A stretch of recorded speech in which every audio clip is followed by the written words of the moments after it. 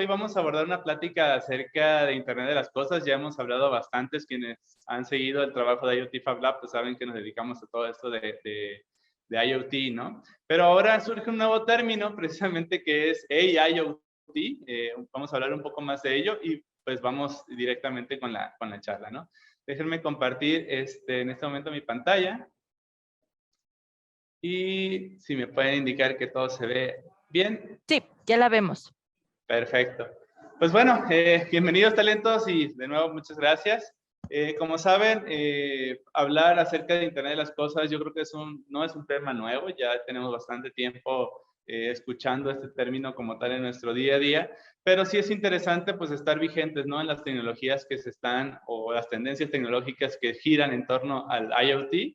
Y ahora les traigo un tema interesante acerca de qué va a pasar del Internet de las Cosas, ahora un término que se llama la inteligencia artificial de las cosas o AIoT, ¿no? Un paradigma nuevo por ahí. Y vamos a ver qué trata esto. Todos sabemos, a lo mejor tenemos ya familiarizados, ¿no? Con AI y IoT. Algunos ya tendrán por ahí en mente que es acerca de inteligencia artificial aplicada a las cosas. Pero vámonos ya desde la nube hacia el dispositivo. Entonces está bastante interesante. Y pues vamos a tratar de abordarlo de un tema un poco más casos de usos prácticos y no abrumarlos con mucha teoría, pero sí que se vayan con el conocimiento de poder identificar en su día a día formas de cómo el Internet de las Cosas puede generar valor, ¿no? Y bueno, me presento rápidamente. Mi nombre es Ignacio Marrón. Llevo ya alrededor de 3 años de experiencia en el desarrollo de soluciones de IoT. Yo estudié en la Universidad de Guadalajara, precisamente en el CUSEI, como ingeniero electrónico. Me gradué hace ya 3 años por ahí y también imparto una materia ahí en la maestría de cómputo aplicado que los invito también a revisarla. Está bastante interesante, enfocada al ecosistema de dispositivos conectados. Y actualmente pues laboro en este laboratorio de Connectory, que también los invito a conocer, precisamente para el desarrollo de soluciones de este tipo. Y rápido, ¿qué es Connectory? Connectory es un espacio de emprendimiento de la empresa Robert Bosch, que muchos conocerán. Y bueno, somos un espacio de innovación, creatividad, un hub completo de talento también, de tecnología, y pues invitadísimos todos a conocerlo. Son estas 6 locaciones alrededor del mundo, enfocados todos a tecnología. En México, como no podía ser la excepción, nos fuimos a Guadalajara. Guadalajara se ha posicionado como una ciudad tecnológica por excelencia, no solo para México, sino creo pilar también esencial de Latinoamérica. Entonces, pues está bastante interesante nuestra ocasión para acá y algunas otras de nuestra red global. El laboratorio donde me encuentro tal cual en este momento es precisamente este que ven en la imagen, un laboratorio de prototipado. Quienes no lo conocen, pues es un lugar con todo lo necesario para el desarrollo de prototipos o proyectos enfocados en tecnología y no enfocados también. Prácticamente recibimos a muchos chavos o empresas que quieren desarrollar un proyecto y pues bueno, este es el espacio, ¿no? Es un lugar de manufactura digital y también invitadísimos a conocerlo. Y bueno, entrando en temas rápidamente, ya que una hora se puede llegar a ir muy rápido en toda la charla, vamos a ver un poco la agenda para el día de hoy. Vamos a tratar de revisar nuevamente el enfoque, los antecedentes de IoT, pero desde un punto de vista, desde el enfoque hacia Industria 4.0, ¿no? Vamos a ver un poco acerca de ello y cómo esto se necesitan nuevos ingenieros o personas técnicas que desarrollen soluciones en este sentido, ¿no? Entonces, incentivarlos por ahí hacia esto. Y también ver de un panorama completamente práctico o enfocado a que se lleven los conocimientos en este sentido, ver las 3 pilares esenciales o que forman parte de la arquitectura de Internet de las Cosas, que va desde la base, los dispositivos, los sensores, todo lo que podamos tocar en IoT, la conectividad, es decir, cómo estos dispositivos se pueden interconectar entre ellos, y la aplicación, ¿no? Que ya son las formas creativas que ustedes pueden implementar al hardware o a las soluciones para poder desarrollar ahora sí valor con ese sentido, ¿no? Entonces vamos a tratar de ver casos de la vida real, las tendencias tecnológicas en cada una de las capas del IoT, y me gustaría iniciar con una pregunta, ¿no? Esta me gusta mucho, la maneja Amazon Web Services siempre, yo creo que en sus pláticas, y está muy interesante para romper en hielo un poco.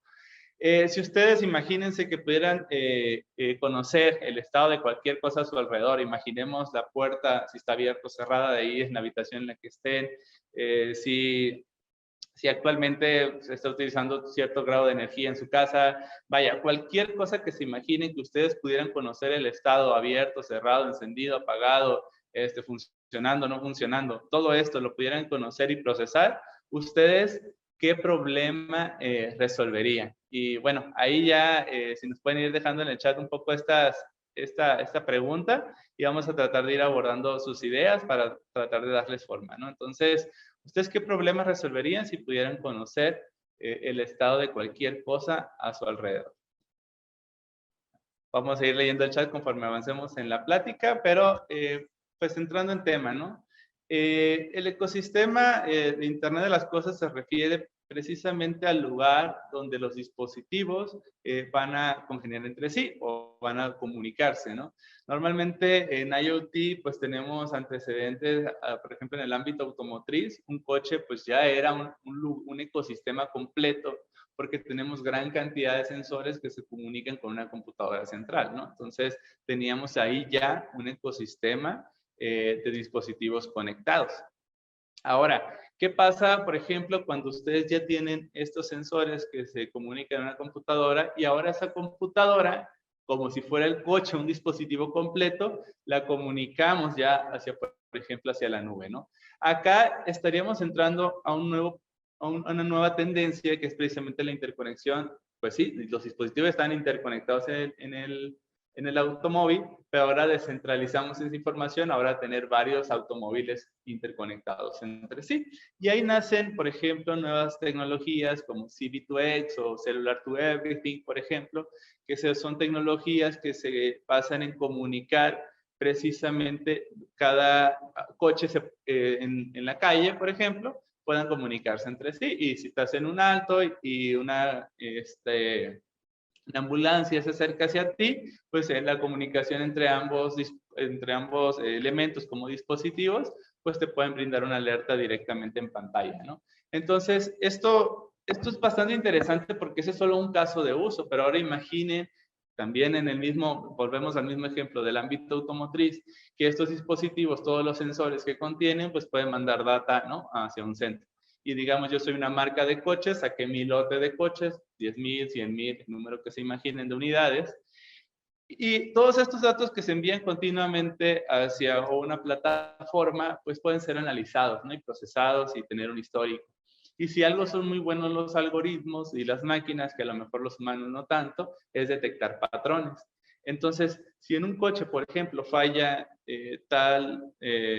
no fue de fuente de ignición, luego falla el sistema eléctrico en tal punto, luego falla esto, y al final repercute en una falla mayor o más grave, y tuvimos ese registro previo de incidentes, pues podríamos determinar que si tantos coches pasaron por ese problema, pues poder generar a lo mejor un mantenimiento predictivo. Entonces, si yo detecto que cuando falla esto y luego esto, se me va una falla catastrófica al final, y de mis 10,000 coches a 845 les pasó, pues muy probablemente quien ya vaya en la segunda fase de esa falla, pues pueda terminar igual que los demás, ¿no? Entonces, en ese momento se le manda una notificación de, ¿sabes qué? Lleva tu coche a revisar, ¿no?, directamente en pantalla. Entonces, ahí estaríamos hablando de un ecosistema y otro caso de uso de aplicación. Existe eso. Ahí me enfoqué solamente en el ámbito automotriz, también está la parte industrial, que lo vamos a abordar ahorita más adelante, vamos a dejar un poco de lado, pero muy importantes también. Todo el ecosistema en ciudades inteligentes, en domótica, en optimización del tráfico, movilidad, en salud, todo el monitoreo, a lo mejor el monitoreo de inventario, de medicamentos, la parte hospitalaria, ¿no?, que también puedes conectar dispositivos. Estos serían los 4 sectores pioneros enfocados a Internet de las Cosas. Pero veamos, ¿no? Vamos a abordarlo, y les mencioné porque en el IoT que existen muchísimas definiciones, conforme ha pasado el tiempo se ha creado una misconcepción entre qué es en general, ¿no? Y yo creo que no hay una definición estándar, que sí, son dispositivos interconectados entre sí, que comparten información y todo esto, pero a mí me parece más interesante poderlo abordar a través de uno de estos sectores para poder definirlo. Entonces, el día de hoy lo vamos a abordar precisamente desde el desde la industria 4.0. Entonces, ya estamos en la cuarta revolución industrial desde hace ya creo que 8 o 10 años, ¿no? No es algo tan novedoso, pero sí hay muchísimas tendencias que van creciendo en ese sentido. Y vámonos a la primera, ¿no? La primera revolución industrial, muchísimo hacia la máquina de vapor, al desarrollo de máquinas, al poder generar estos procesos ya no a mano, no artesanal, sino con una máquina que nos ayudaba a doblar el metal o a hacer cosas interesantes con ello, nace, ¿no? Toda esta parte de la industria. Después, con la entrada ya de la producción en masa, en gran parte enfocada en la industria automotriz, con Henry Ford, cuando genera la línea de producción, donde ya no eran un grupo de personas armando un coche, sino que tenías una línea completa donde personas hacían tareas repetitivas, ¿no? Para poder eficientar en gran medida, evitar errores, para llegar desde un proceso a tener terminado el producto, ¿no? Y ahí ya teníamos más que una parte de tecnología, que sí, mucho los procesos.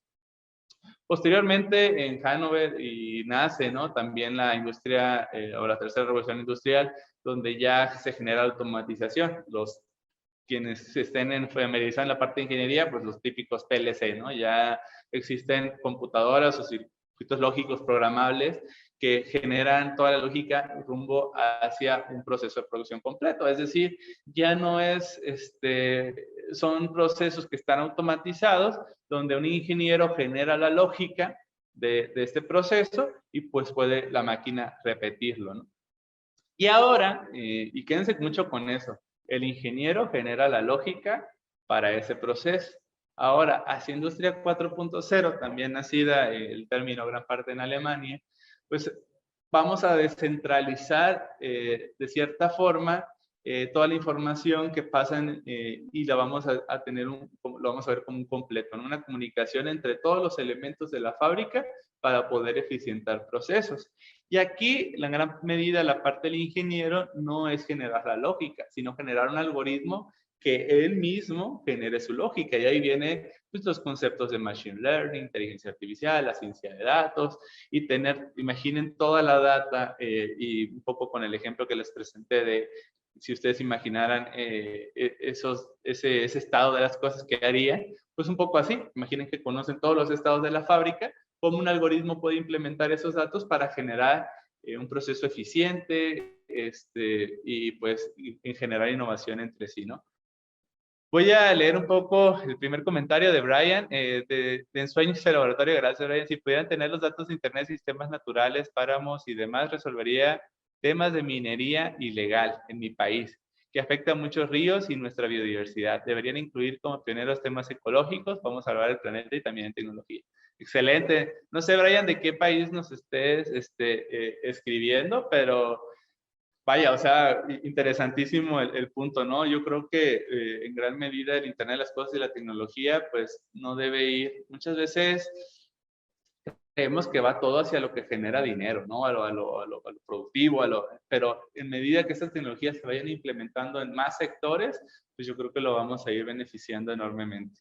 Entonces, excelente, Brian, ahí si nos puedes compartir un poco más de dónde lo estamos viendo y pues yo creo que para Latinoamérica es el punto ideal y es un gran auge que se tiene en el desarrollo de este tipo. Y bueno, siguiendo un poco con la conversación, en la parte de Industria 4.0 existen aceleradores de esta innovación. Entonces, ¿cuáles son estos aceleradores? Pues yo lo vivo aquí, ¿no? En el laboratorio, que son precisamente estos elementos que nos permiten generar una innovación mucho más sencilla, ¿no? Ahora, antes, por ejemplo, para crear un sistema embebido, precisamente, ¿no? Quitarle la carga de una computadora completa para hacer una tarea muy sencilla, pues se desarrollan los sistemas embebidos o sistemas que se aplican para hacer una acción en específico. Entonces, teníamos costes de los chips, de todo esto, pues bastante elevados de cierta manera, que ahora ya podemos conseguir por $5 o menos incluso, pues microcontroladores completos donde nosotros podríamos realizar una solución bastante económica, pero con mucho valor, ¿no? Entonces, aquí entra un tema también interesante porque normalmente si ustedes recordamos un poco cómo la filosofía era que se quería tener una computadora por cada familia, ¿no? Conectada a Internet. Luego cada quien tuvo su teléfono y que estaba conectado a Internet. Entonces pasamos de una familia a cada individuo tenga un dispositivo conectado a Internet. Y ahora, con los sensores pues, o los dispositivos, pues cada estudiante que genera con Arduino un sensor que se conecta a la red, pues ya es un dispositivo más conectado a Internet. Entonces estaríamos hablando de decenas o centenas o miles de unidades por persona en el planeta que ahora estaría conectada a Internet. Entonces, imagínense el reto de tener todos esos dispositivos y tener que trabajar con ellos y la enorme cantidad de datos que pueden generar, ¿no? Entonces, eso gran medida viene, pues, el abaratamiento del hardware, la parte de Internet of Things, tienen temas importantísimos de ciberseguridad porque son muchísimos datos, incluso muchos datos sensibles, y tan fácil sensibles como, imagínense que ustedes pueden abrir la puerta de su casa con una Alexa, por ejemplo, pues son datos sensibles, ¿no? Porque alguien podría entrar o cosas así. O sea, eso es muy importante, la seguridad dentro de IoT. El cloud computing, donde antes se utilizaba, por ejemplo, para el sector bancario, poder determinar si a alguien le otorgamos un crédito en base a análisis de datos. Ahora realizar el cloud computing hacia Internet of Things. Ya no centralizado, sino descentralizado. Ahorita vamos a hablar un poco de eso.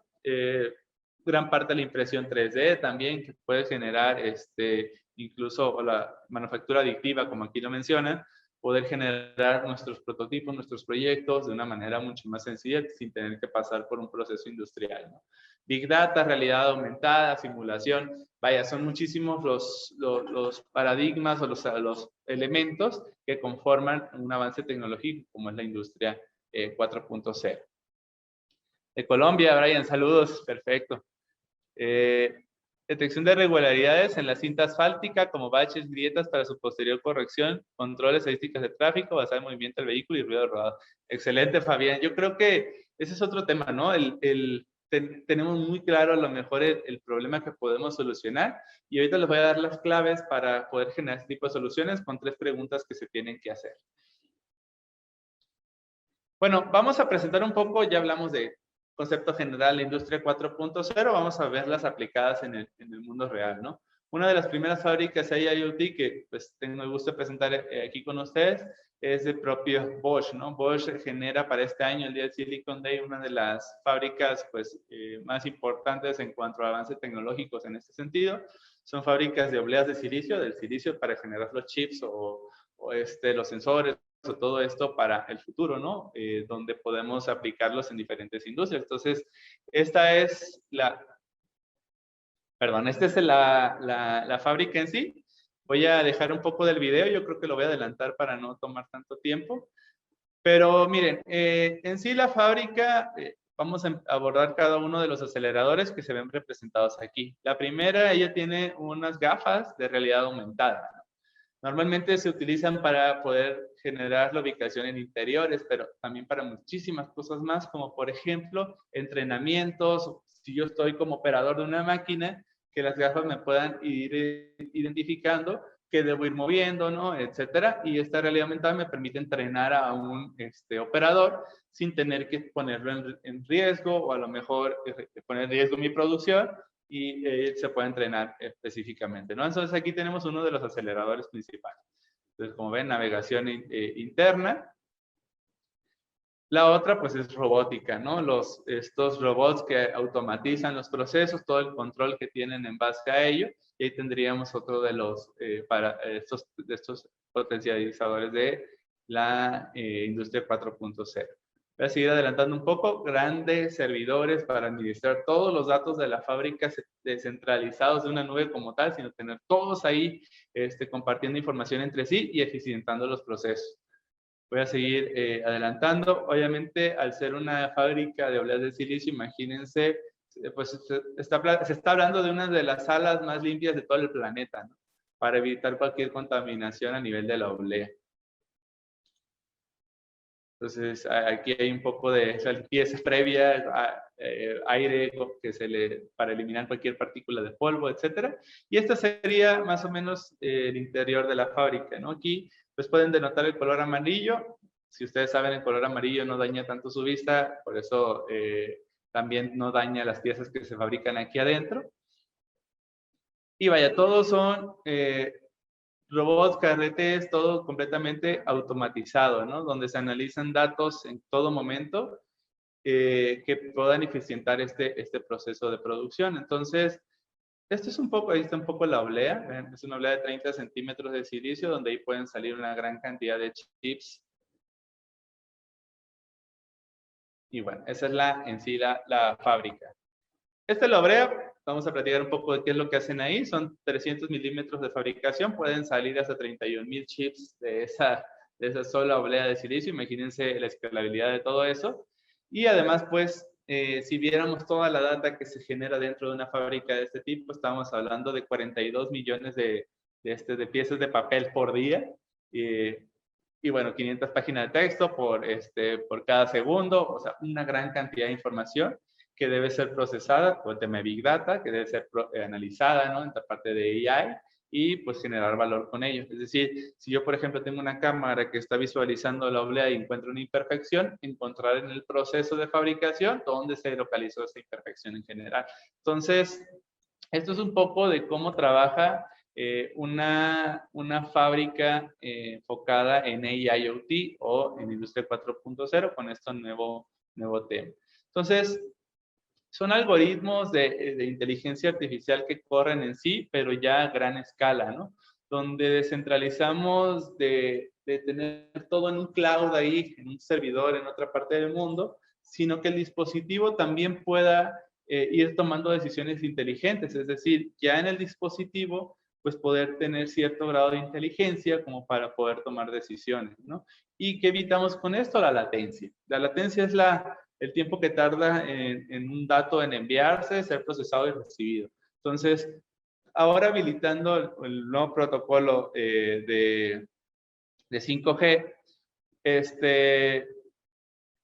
la latencia pues se ve reducida en gran cantidad, ¿no? Por ejemplo, en los coches autónomos normalmente tenemos supercomputadoras que analizan todos los radares, lidares, cámaras, etcétera, porque necesitan ser procesados con inmediatez. En la medida de que 5G vaya implementándose, etcétera, vamos a poder ir quitando un poco de esa carga de procesamiento a los coches y poder tener pues un abaratamiento en el coche en sí, ¿no? Entonces todo esto se va a empezar a realizar en otro lado, pero porque ya no lo habilitaría el canal de comunicación, que es una renovación completa. Antes, por ejemplo, de 3G a 4G decían, pues sí, eficiencia energética y un poco más rápido. Esta sí es una evolución pues bastante interesante. Entonces, ya definido esto, tendríamos inteligencia artificial es AI e Internet of Things, IoT. Entonces, el paradigma completo o el nuevo concepto sería AIoT, que es lo que están haciendo en este tema. Tengo una pregunta ahí. ¿Ya se ha hecho, se puede hacer Big Data y los dispositivos IoT para dar una predicción más precisa sobre el estado del tiempo? Interesante. Yo creo que, pues mira, en el tema del tiempo, pues sí, entran muchísimas variables, ¿no? Y yo creo que uno de los retos principales en el desarrollo de ese tipo de soluciones es que sí tenemos muchos datos, pero no sabemos qué tan cualitativo o cuál es la calidad de esos datos para lo que yo quiero resolver, ¿no? A lo mejor yo tengo un histórico de 10 años, ¿no? Por ejemplo, aquí en la ciudad de Guadalajara, de cuáles son las temperaturas o qué días llueve y cuáles no. Entonces, yo tengo un histórico y con eso puedo determinar un patrón que se pueda cumplir o no en el futuro. Entonces, normalmente se trabajaba a base de históricos. Entonces, por ejemplo, en el tema bancario, yo creo que por ahí un amigo me lo platicaba, antes, basándote en el histórico de cómo se generaban los créditos, o a quién les daban un crédito, a ciertas personas que a lo mejor por su condición pues existía discriminación, ¿no? O sea, si era alguien, no sé, con ciertas cualidades que para él no parecía, pues así le negaban el crédito. Y el algoritmo se hizo de cierta manera también, pues discriminador en ese sentido, ¿no? Porque aprendió de ese histórico anterior. Entonces, pues vaya, de seguir encontrando sí que parámetros, pero con toda esta data, pues poder generar mayor valor, pero con calidad en los datos y no tanto la cantidad de ellos, ¿no? ¿Qué recomiendas? ¿Enfocarte en la electrónica o la programación para IoT? Hablando de todo esto, si se dan cuenta, abarqué las dos cosas, ¿no? desde la robótica, que se necesita hardware, sensores para poder generar todo esto, y se necesitan habilidades, ¿no? En la parte, pues, de electrónico, de desarrollo de hardware, pero también es muchísimo el área de software. Entonces, yo creo que más que enfocarte, obviamente es a lo que te gusta, ¿no? Pero yo creo que para el ingeniero electrónico en específico, hay muchos más retos, porque antes, por ejemplo, una lavadora, el ingeniero electrónico debía generar los circuitos, ya sea análogos o digitales, para poder realizar el control de esa lavadora.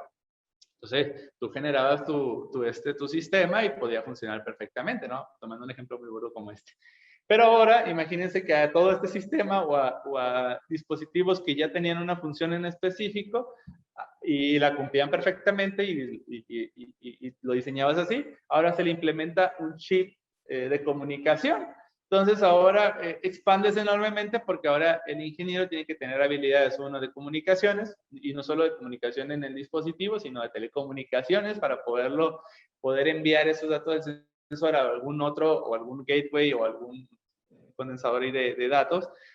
Entonces, y aparte se tienen que analizar esos datos. Entonces yo creo que más te puedes enfocar en uno u otro, sí, efectivamente yo creo que es una de las ventajas o que hace muy bonita esta carrera, que te puedes ir a la parte de programación, embebido, software, firmware, todo esto, o desarrollo, diseño electrónico, PCBs, o estos circuitos bueno, hacer placas de circuito impreso, ¿no? Y meterte en el mundo del hardware. Pero vaya, en los dos mundos hay una gran oportunidad. Y también si te quieres enfocar a los datos, que ya son, yo creo que recomiendo estar en un equipo multidisciplinario, que haya gente que sepa mucho de ciencia de datos, gente que sepa mucho esta parte de procesar los datos en cloud, gente que sepa enviar el dato de un sensor a un endpoint, gente que sepa diseñar la electrónica para que dure una batería 2, 3, 4 años. Entonces, te puedes enfocar en lo que te guste y en cualquiera, si lo llevas hacia un ámbito de dispositivos conectados, creo que te puede ir bastante bien. Espero haber respondido a tu pregunta. Y ahora, vamos a ir entrando un poco, ahora sí, a la arquitectura IoT. La base son los dispositivos, el hardware, lo tangible, lo que era la electrónica, ¿no? En pura. Y son estas precisamente las llamadas things o cosas. Entonces aquí tenemos tanto al dispositivo en sí, los sensores, los actuadores, el procesador, el micro, incluso el software o el firmware que está embebido en todo este hardware que hace la funcionalidad que fue preparado. Todo eso comprende a la capa de dispositivos y things. Entonces, encontramos una gran cantidad de tarjetas de desarrollo en ese sentido, muchísimas en el mercado. Y muchas de las preguntas normalmente que nos llegan aquí al laboratorio es, pues, ¿con qué plataforma empiezo, no? ¿Con qué plataforma puedo hacer lo que yo necesito? Entonces, existen yo creo que 3 niveles distintos y esto es una opinión personal, o sea, puedes generarlo pues prácticamente dependiendo de tus necesidades, tus habilidades, ¿no? Y ahí tendríamos que conocer cuál es el alcance de tu proyecto. Si tú, por ejemplo, vas a trabajar un solo dispositivo con ciertos recursos limitados, a lo mejor para resolver un pain ahí en tu casa, etcétera, pues aplica a lo mejor tecnologías de open source, como lo son basadas en Arduino, e incluso en Raspberry, o todos estos módulos, pues que nos podemos encontrar de manera muy económica en la parte incluso académica, etcétera. Y podemos desarrollar una solución muy robusta en muy corto tiempo y con un buen cierto performance, ¿no? Para si 1, 10 unidades, incluso un poco más, no vamos a tener ningún tema para resolver cosas puntuales locales por ahí.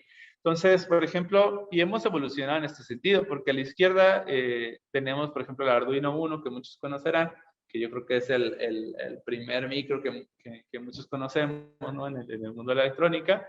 Pues es un chip bastante sencillo, ¿no? Entradas, salidas, programas, y puedes tener ahí una aplicación.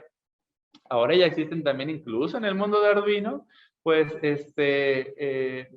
estas development boards con conectividad ya embebida. O sea, hay un módulo de comunicación ahí, módulo de comunicación celular, LoRa, Sigfox, que ya iremos retomando en punto, pero que son bastante robustos como para generar aplicaciones interesantes a nivel conceptual, ¿no? Quienes no conocerán la SP32, 82, estos módulos de comunicación inalámbrica, Wi-Fi, Bluetooth, incluso uno por ahí activo ya con un módulo LoRa, donde podemos tener conectividad, trabajar en IDEs bastante sencillos y poder generar algo muy bueno, ¿no? Y al extremo ya tenemos microcontroladores o development boards con chips, pues ya mucho más robusto para el ámbito de la escalabilidad. O sea, si nosotros trabajamos una solución para nivel industrial, pues podemos trabajar con este tipo por ejemplo, este es un STM32 de STMicro, que ya son microcontroladores pues mucho más potentes para ese ámbito, ¿no? De llevarlo a lo industrial. Esa sola tarjeta que ven ahí pues tiene módulos de comunicación inalámbrica sub 1 GHz, NFC, Wi-Fi, Bluetooth, tiene 2 micrófonos estéreo, tiene magnetómetro, giroscopio y sensor de temperatura, humedad, vaya, una gran cantidad de dispositivos completamente habilitados para IoT. Y si se dan cuenta, no, la distribución de pines que tiene la ST comparada con Arduino Uno es la misma, ¿no? Entonces yo creo que es un poco de las marcas o fabricantes líderes como ST y algunos otros que dicen, pues si no puedes contra Arduino en general, pues úneteles, ¿no? Y hace más fácil la transición a alguien que viene a desarrollar esto, que lo va viendo desde la prepa o secundaria incluso primaria, que lo he visto, a ya el ámbito de ingeniería industrial, pues digo, a nivel industria, ¿no? Entonces, son un poco los diferentes tipos. Aquí lo podemos ver un poco más ilustrativo, donde, por ejemplo, si necesitamos pocas unidades y poco procesamiento, podemos ya utilizar un Arduino, ¿no? Si ya necesitamos muchísimo procesamiento y muy pocas unidades, pues incluso un CPU con Raspberry nos puede ayudar, ¿no? Porque vamos a utilizar 1, 2 o 3. Ya cuando estamos ya microcontroladores de ya para mayor cantidad, pues vamos a irnos por estas marcas líderes en la fabricación de semiconductores de este tipo, donde ya nos brinde esa posibilidad de escalar. Y aquí están los cuatro pasos de la metodología para el desarrollo de un proyecto, que va desde el MVP, que es el producto mínimo viable, o sea, lo que tengas ahí en la mano para hacer, hazlo y que funcione. Luego el proof of concept, que es cuando ya distribuyes a lo mejor, pues ya hice uno, funciona, vamos a hacer unos 5 o 10 para recibir retroalimentación de tus familiares, de las personas que estén en planta contigo, vaya a poder probar la solución que hiciste. De ahí viene el High Fidelity Product, o que es un prototipo de alta fidelidad, donde ya a lo mejor hacemos una reducción de hardware, ya no está en el proto y ya está o en la baquelita, sino que ya es una PCB bien hecha, que a lo mejor sigue siendo un prototipo, porque hiciste 5 unidades y ahí andas probando, pero pues ya parece un producto, ¿no? Y al final tenemos el First Product, que es ya algo que es escalable 100% y es que el paso final, ¿no? Cualquier duda, por favor, ahí la pueden ir dejando en el chat y la vamos a ir abordando. Entonces, abordando precisamente el tema de los dispositivos y los sensores, vamos revisando un poco de lo que es tendencia en la parte de sensores, que ahorita por lo que ha acontecido en los últimos bueno, ya casi 2 años, en el año y ya pasadito, pues que es precisamente el tema de la pandemia, ¿no? Cómo ahora todo lo que tenga que ver con sustentabilidad, con cuidarse, ¿no? Con tener ambientes seguros, pues toma gran importancia. Y el desarrollo de soluciones en este sentido, pues va a estar teniendo un auge primordial, porque ahora ya muchas de las industrias, de las empresas, que a lo mejor previo a pandemia no veían esa necesidad de innovar porque tenía todo pues, resuelto de cierta manera, pues ahora se ven o se vieron afectadas porque tenían una reducción de personal, porque tu espacio de trabajo tiene que estar seguro para que puedan operar. Entonces, van creciendo necesidades en el mercado que han favorecido en gran medida el desarrollo de tecnología que a lo mejor ya existía, pero que ahora la implementamos de una manera creativa hacia el beneficio de las personas y de la salud y de las personas, ¿no? Tal es el caso, por ejemplo, de este tipo de sensores que se vayan hacia calidad del aire, ¿no? Normalmente, por ejemplo, yo ahorita estoy en un espacio cerrado, completamente solo, de hecho por eso me quito el cubrebocas, pero si en este espacio estuviera una mayor concentración de personas en general, pues ciertos índices que se ven en el ambiente pues van creciendo, ¿no? Y estos hay estudios relevantes que pueden afectar tu salud. Es decir, si hay más personas, pues imagínense respirando en un ambiente cerrado, pues las concentraciones de CO2 suben, el VOC o componentes orgánicos volátiles, perdón, también se ve incrementado. Entonces, existen pues ciertos parámetros que debemos cuidar en busca de la salud de las personas. Y no solo de la salud, porque también estas altas concentraciones de CO2 y otras tienen otro tipo de repercusiones, incluso en la productividad. Es decir, si en una oficina están personas trabajando y esto es un factor más que incluso puede vulnerar la productividad de su trabajo, porque empiezan a tener ciertas molestias, si hay la humedad baja o sube a grados muy altos, que debe estar normalmente entre el 40 y 60% de humedad y todos estos parámetros se van moviendo, pues hay una repercusión incluso en la productividad, ¿no? Entonces, marcas, por ejemplo, como Sensirion tienen sensores bastante interesantes en la parte de precisamente la calidad del aire, que te pueden medir pues desde dióxido de carbono, humedad y temperatura, los sensores que yo creo que cualquier sistema debe tener estos sensores de humedad y temperatura porque incluso pueden formar parte de compensaciones que tú puedes hacer en las lecturas, porque un componente no se comporta igual a cierta temperatura o a cierta humedad, ¿no? Los compuestos orgánicos volátiles, perdón, que les mencionaba, etcétera. Entonces, vaya, existen muchísimas fuentes, hablando, por ejemplo, de esos compuestos que se originan a partir de diversas fuentes posibles, o sea, no solo del cuerpo humano, sino incluso, por ejemplo, materiales de construcción, de humos de tabaco, de personas, actividades, incluso de reacciones químicas que puedan existir en el edificio. Normalmente cuando un edificio es muy nuevo, también tiene ese tipo de problemas. Y tener sensores o dispositivos que puedan monitorizar esto de manera puntual, pues puede ser bastante importante, ¿no? Entonces, esto es, por ejemplo, uno de ellos, pero aquí lo que quiero que se lleven es que normalmente hemos trabajado sensores que los conocemos desde siempre, ¿no? Sensores que por ahí son los más fáciles de encontrar, pero existen muchísimos, incluso muchísimas capacidades en hardware que a veces no exploramos cuando estamos en la academia o ahí en la universidad, que estamos practicando prácticamente con sensores de cierto estándar, ¿no? Si podemos potencializar el uso de sensores MEMS de este tipo un poco más especializado, vamos a ver incrementado enormemente la generación de valor de nuestra solución. Entonces, tomar el cuidado de la elección de los componentes desde la base, desde la capa de dispositivos y things, conectarlo al microcontrolador, el módulo de comunicación inalámbrica que vamos a utilizar, celular, Wi-Fi, etcétera, cómo vamos a enviar el dato. Si desde ahí formamos una base sólida, nuestro sistema va funcionar pues bastante mejor, ¿no? Entonces, este es uno de los temas. Ahora, hay otro punto de sensores. Ahora vamos a hablar por ejemplo, de sensores con AI o AIoT, ¿no? Sensores con inteligencia embebida, que se les llama, o con ciertos parámetros de inteligencia artificial. Pero mira, Nacho, o sea, ¿cómo un sensor puede tener inteligencia artificial, ¿no? Si todo esto lo veíamos en la nube o los supercomputadores. En este caso, por ejemplo, tenemos un sensor de humedad, temperatura, como siempre, humedad y gas, ¿no? Un sensor de gas. Vamos a poner este pequeño video, creo que está bastante cortito. Si se dan cuenta, el sensor es muy pequeño.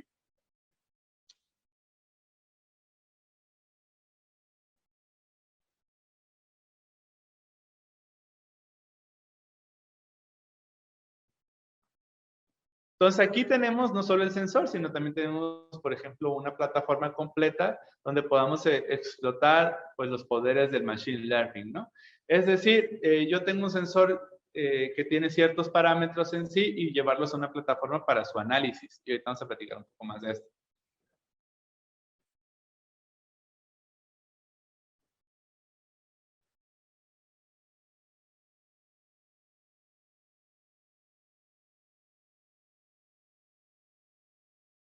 Creo que, no sé si estén viendo el video, pero si quieren se los platico un poco. El sensor en sí... ay, espérame.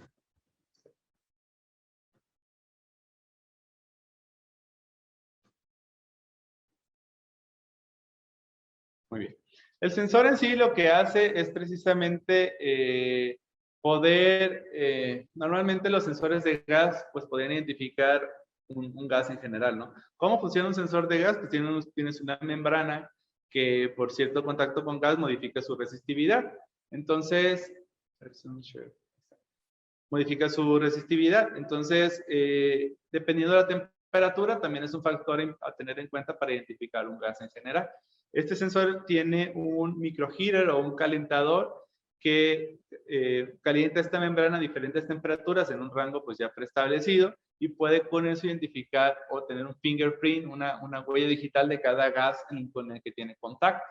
Ahora, si alguien está familiarizado, por ejemplo, en el tema de inteligencia artificial, todo eso, normalmente, por ejemplo, en imágenes donde quieres identificar si algo es un gato, pues tienes un banco de imágenes de gatos y aprende el algoritmo a que todo eso es un gato, y cuando tú le pones una imagen, incluso una cámara, pues con cierta probabilidad puede identificar que eso es efectivamente un gato.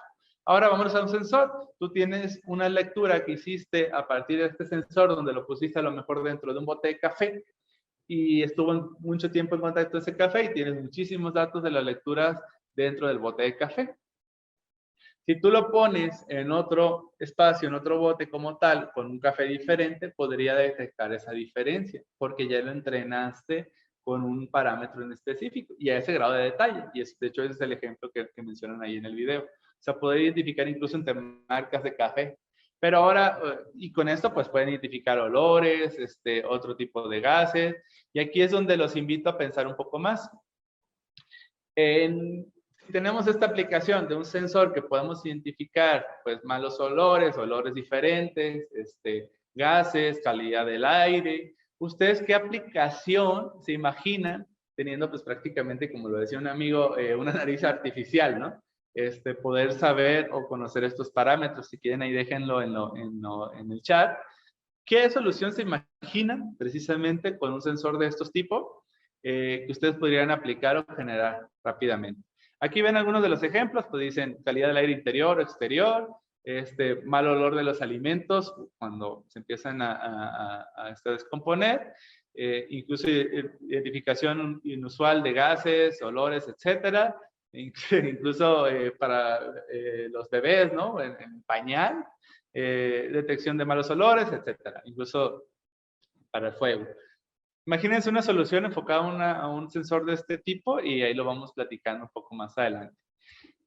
Vamos a la parte de conectividad y aquí lo vamos a revisar. Quienes ya tengan, pues un poco, ahora ya tenemos el dispositivo, cómo lo interconectamos entre sí. La teoría básica de comunicaciones dice, vamos a buscar tener un mensaje, llevarlo a una banda pues, una banda base, ¿no? Donde se pueda emitir este mensaje por el aire a través del espectro y poder recibirlo y demodularlo y que el mensaje que recibamos pues sea igual al que se envió, ¿no? Es la básica teoría de comunicaciones.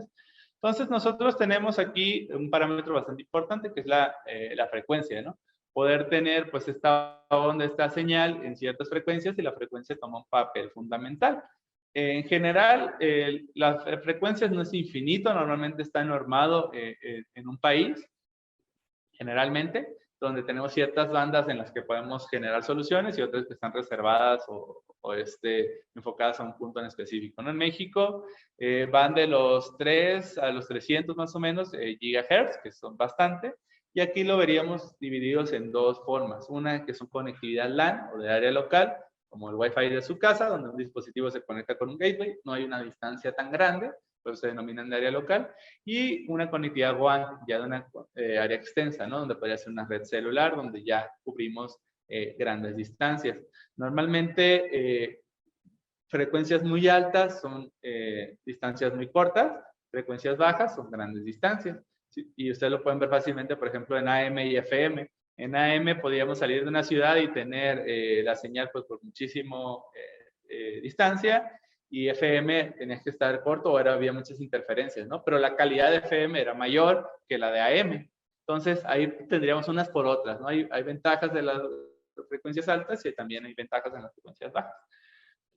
Dos parámetros, Wi-Fi y Bluetooth. Wi-Fi lo utilizaríamos en soluciones que tenemos una puerta a distancia, tenemos una conexión directa a una fuente de alimentación, es decir, no está pensado para usarse mucho con baterías, no es low power, no es de alta eficiencia, entonces se utilizan ese tipo de soluciones.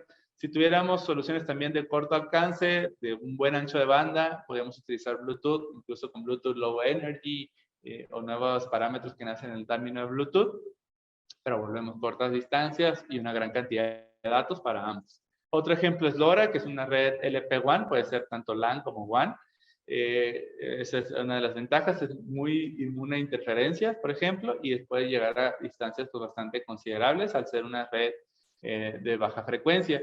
Con LoRa incluso podríamos abarcar pues, al grado de los kilómetros, pero no enviar una gran cantidad de datos con ella, porque tenemos pues un ancho de banda pues bastante pequeño. Entonces, mandar datos de sensores y eso está bien, pero no esperen mandar un streaming de video con ella. Aquí sería la comparativa rápida, sería, si yo necesito un ancho de banda muy grande y tengo consumo que lo puedo conectar directamente a la red eléctrica, pues podría utilizar Wi-Fi, ¿no? Si yo necesito mandar una gran cantidad de distancia, lo voy a usar con una batería, necesito que dure mucho la batería, pero nada más voy a enviar el dato de un sensor cada vez al día, LoRa podría ser una buena solución porque tengo gran alcance, bajo consumo, pero a lo mejor no un ancho de banda bastante marcado, ¿no?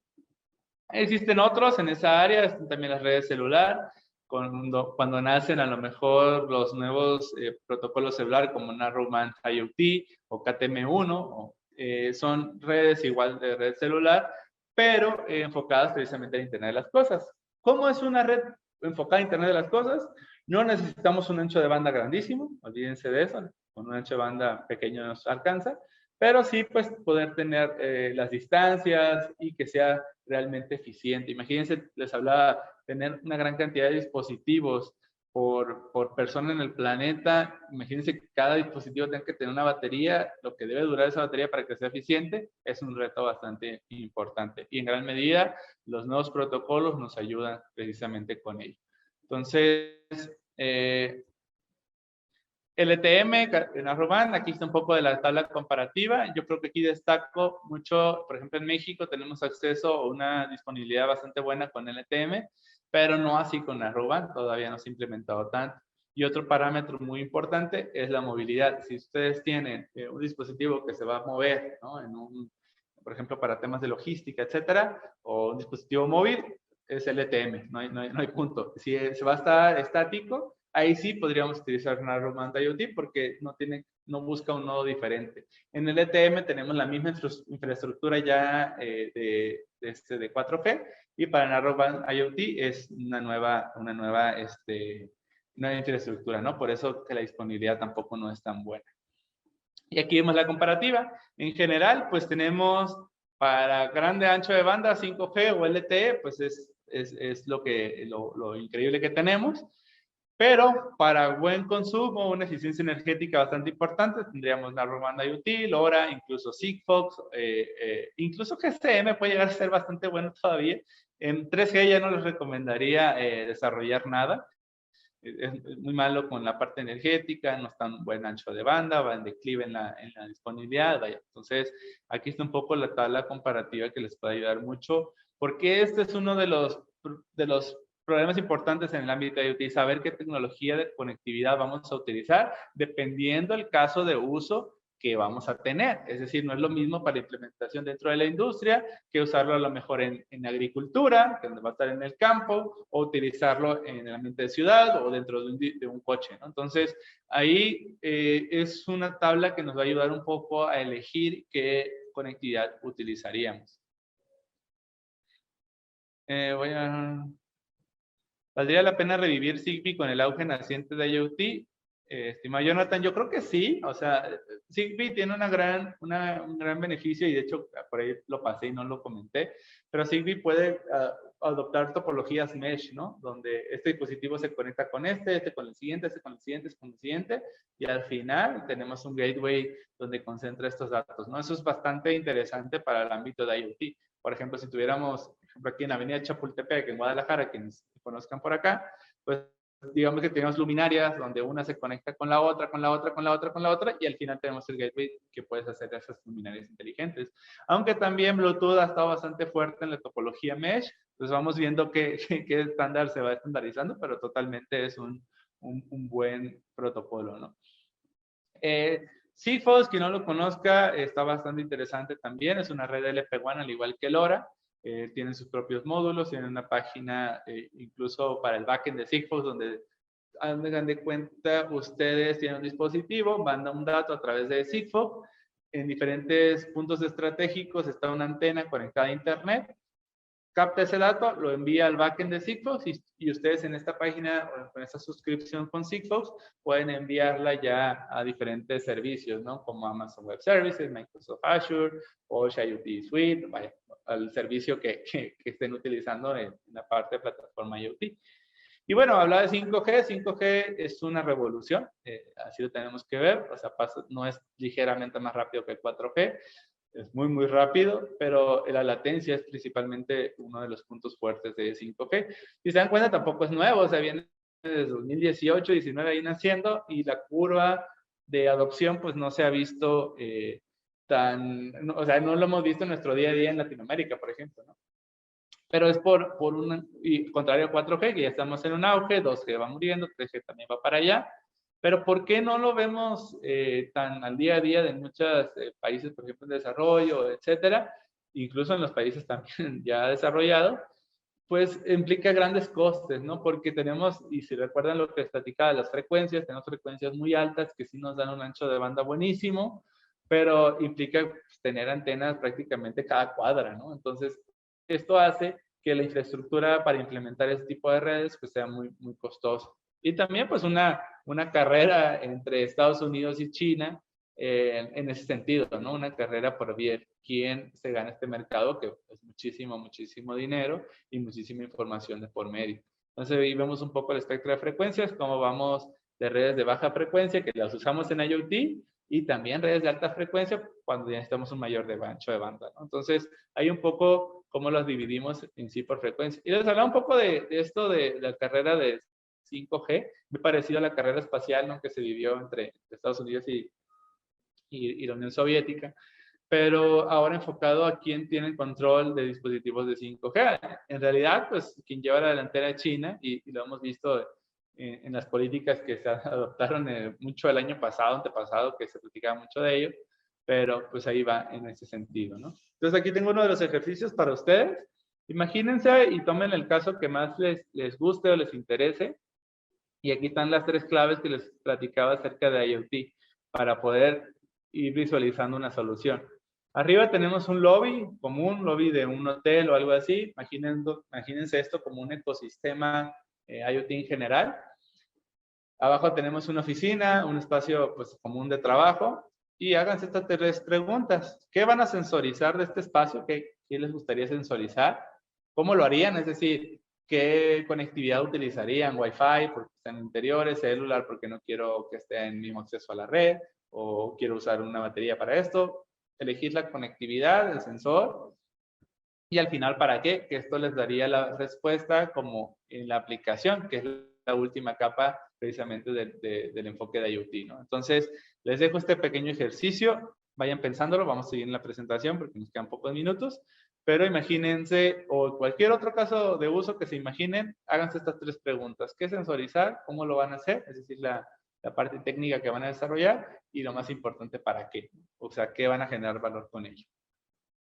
Les hablaba en la parte de aplicación, pues ya son las plataformas que ahora existen, pues muchísimas en la parte de análisis de datos. Es decir, ahora yo conecto un sensor a un endpoint por ahí en un servicio, y ahí puedo generar pues muchísima valor con ellos, ¿no? Es decir, poder hacer el procesamiento, tomar decisiones, generar reportes, generar una gran cantidad de información y decisiones con ello, comunicarlo a un humano o incluso a otro dispositivo. Y aquí es donde aparece el para qué, ¿no? Ya con esto, con estas 3 partes del ecosistema, la arquitectura de IoT, pues podemos definir precisamente cómo se lleva hacia la industria, ¿no? La base es la conectividad, es decir, descentralizar del cloud, que todo se hacía ya, ahora que cada dispositivo pueda tomar decisiones en la línea de producción, enviar datos que sean necesarios, y una central completa de todos los dispositivos conectados, pues para tener plena conectividad, una conectividad masiva de los dispositivos que están dentro de planta. La otra, toda la data que estos dispositivos generan, pues puede, les mencionaba, que sea cualitativo y no tanto cuantitativo, ¿no? Datos de verdad relevantes que puedan generar conocimiento. Es decir, decíamos, un ingeniero antes desarrollaba la lógica, ahora desarrollamos un algoritmo que genere la lógica que tome decisiones, ¿no? Y con eso tendríamos pues ya la pirámide hecha rumbo hacia industria 4.0. viéndolo un poco en el tema de una manufactura digital. Tenemos las impresoras, los robots, los operadores, las máquinas, todo conectado. Tenemos dashboard que los podemos ver en una tableta electrónica. Tenemos un gateway IoT de todos los dispositivos que concentra los datos.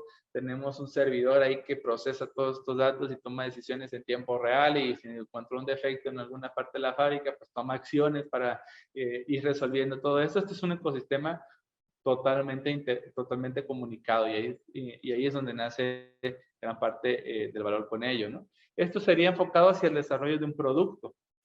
Creamos valor, que es el value creation, luego nos enfocamos hacia el cliente, hacemos el procesamiento de los datos que genera el cliente una vez que tiene la solución. Hablamos del ejemplo perfecto del coche, donde enviaba los datos y podemos con inteligencia artificial incluso generar mantenimiento predictivo, y este es un ciclo que se cumple y se va iterando, ¿no? Poder ir obteniendo más conocimiento e ir mejorando los productos.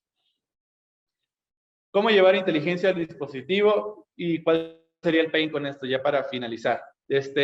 Teníamos que, por ejemplo, les hablaba al inicio de las tecnologías como CV2X o Cellular to Everything, donde teníamos coches interconectados entre sí, ¿no?